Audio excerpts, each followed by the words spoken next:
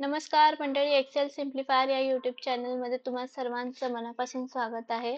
तर आज आपण पाहणार आहे काउंट इफ फंक्शन. या फंक्शनचा वापर करून आपण सिलेक्टेड सेल रेंज मधील एखादी कंडिशन देऊन ती कंडिशन सॅटिस्फाय होणारी किती सेल्स आहेत हे काउंट करणार आहे. त्यासाठी एक एक्झाम्पल आपण इथे घेतलेलं आहे. हे एखाद्या कंपनीच्या एम्प्लॉईजची प्रेझेंटी शीट आहे. फर्स्ट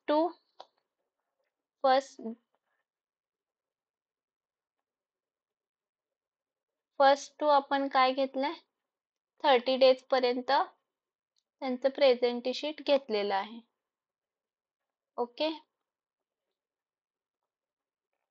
तर या 30 डेज मध्ये कोणता एम्प्लॉय किती दिवस प्रेझेंट आहे हे काउंट करणार आहे. त्यासाठी आपण कंडिशन काउंट इफ हा फॉर्म्युला वापरणार आहे. तर काउंट इफ फॉर्म्युला कसा वापरायचा पाहूयात.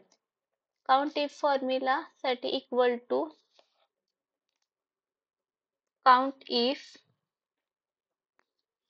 ओपन ब्रॅकेट, ज्या सेल रेंज मधला तुम्हाला काउंट करायचंय त्या सेलचा पहिला सेल ऍड्रेस कोलन, त्यानंतर लास्टचा cell address comma, double inverted मध्ये मला ह्यापैकी काय मोजायचंय, प्रेझेंट डेज मोजायचंय. तर त्यासाठी डबल इन्व्हर्टेड मध्ये P, double inverted complete, bracket close, enter. तर ह्या पूर्ण महिन्यामध्ये हा फर्स्ट एम्प्लॉय किती दिवस प्रेझेंट आहे, 20 डेज प्रेझेंट आहे. तुम्ही ड्रॅग केलात तर बाकी सगळ्यांचे प्रेझेंट डेज मिळून जातील. आता त्यानंतर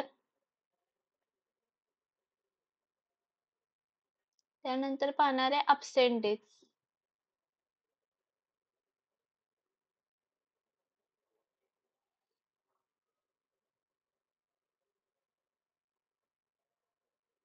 त्यानंतर पाहणार आहे absent days.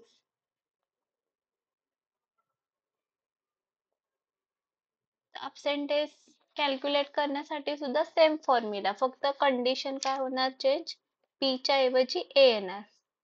Equal to count if open bracket, आता इथे C5 हा सेल ऍड्रेस होता, शीट वर आपल्याला दिसत नाही, तिकडे जाऊन घ्यावं लागेल. त्यापेक्षा आपण कीबोर्ड वरून टाइप करूया C5 कोलन लास्टचा cell address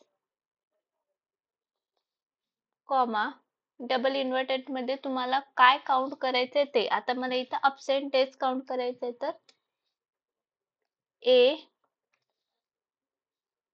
double inverted complete bracket close, enter. तर 6 दिवस हा जो काही पहिला एम्प्लॉई आहे तो काय आहे, अब्सेंट आहे. तुम्ही इथे खाली ड्रॅग केला तर तुम्हाला बाकीच्यांचे अब्सेंट डेज मिळून जाते. तर सपोज आता इथे 0 आहे, जर मी इथे पी च्या जागी जर ए केला, एक एंटर केलं, तर इथले त्याचे प्रेझेंट डेज कम झाले आणि अब्सेंट डे 1 नी वाढला. क्लिअर आहे? Okay, thank you.